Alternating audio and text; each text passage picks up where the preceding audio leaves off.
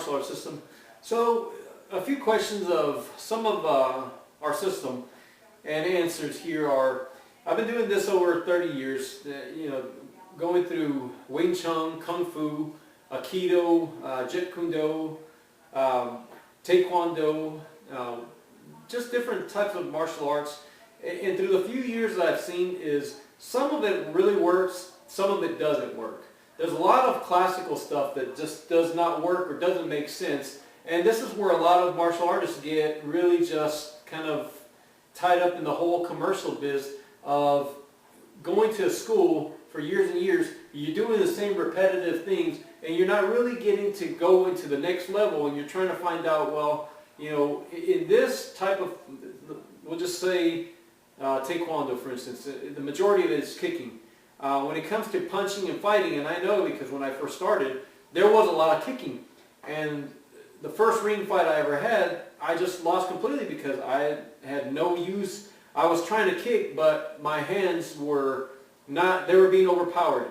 Then you get into different types of styles in martial arts and wrestling and jiu-jitsu and things like that. So, just to narrow down a lot of the use of this is, it's close range. It's, Wing Chun was basically developed from a smaller woman. It's made for smaller men, smaller women.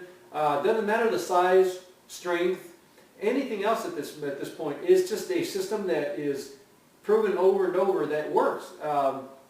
Not saying anything bad against any other type of martial arts, because our system really consists of different types of martial arts. What is useful, what's not useful, what is for show and what's for reality. The system that we're developing here is made for serious self-defense. It's things that the service or people in the military use, police officers, things like that. This is the type of training that I do for a lot of the police officers.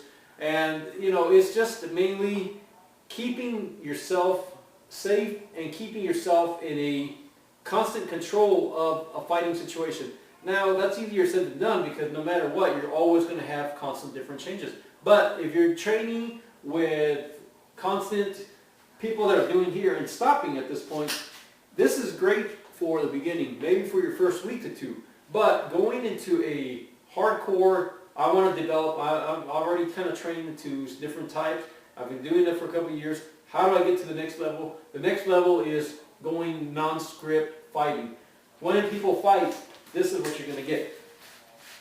Constant punch, punch, punch, punch, punch. And this person who you're fighting is not interested and it's not going to break for you to do the technique for you to kick or grab.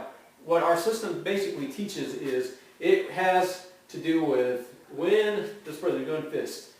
When this person is attacking you, how can you get through? First of all, we've talked a lot about vertical. We've kind of covered how people, when they're coming down, keeping gaps. A lot of your combinations are working in. And one of the most neglected parts of fighting, MMA fighters, boxing, street fighters, is not so much trying to do these movements that look great, or kicks and traps, or takedowns, because the hard part to a takedown is nobody's going to let you do this and tear down their shoulder or break their elbow. Nobody's going to come in here and let you body slam them down to the ground. It just doesn't work in the real street fighting world. So when we teach this, we teach constant, simple movements. Throat, come in here. Traps. Traps are one of the least rated tool that you can use when you're actually coming in for an attack. If this guy is faster than me, and I know it, he's stronger than me, I got to neutralize the lead hand. So I hold. Same thing if I come in here, I can cross. Now, judging distances only, come in close. That backhand, by the time I come in here, now I may get hit. No martial arts in reality is ever going to get you free from hits. But it is going to get you to how much safer are you going to be if you have somebody that's 2 times stronger than you, a lot taller than you, knows how to get you down, and all he wants to do is get you down on the ground. It's now a matter of trying to take control here. keeping distances, blocking, using your own little strength. And when we say, as far as our system goes, we're not teaching to punch and retract. So one of the worst things you can start to do is train punch and leave it out here. That's one of the basic mistakes that you'll make, because when you actually go to spar, get in a real fight, you'll punch and you'll be satisfied with one hit. In our system, when we train, we hit. The only time that we go back and stop is if this person is down, and if his hands are still up, the fight is still going. Regardless if he's bleeding, he's cussing, and most of the fights are always going to start off with cussing, cussing, cussing, cussing. Mentally, they're trying to inflict fear in you.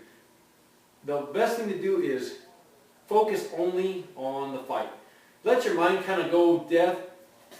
When you're attacking here, you can keep in the attack mode, but again, when we go to attack, keep things very simple. As Ryan was showing you earlier in some of the videos, some of our Wing Chun is here. Small moves. Now, again, this is with him not moving. A person who is actually going to fight you, you have to anticipate. You can't go that this person is just going to allow you to do this and let you hit him. That's not going to happen in any fight, even if you're sparring or you're trying these type of techniques out on your friends. So, every time that me and him in class or when we're training people, every movement is going to be, and me and him are fighting, he's going to attack, and we always use our shoulder for the face just for safety reasons. So as I come in, he hits. Now, as he comes in,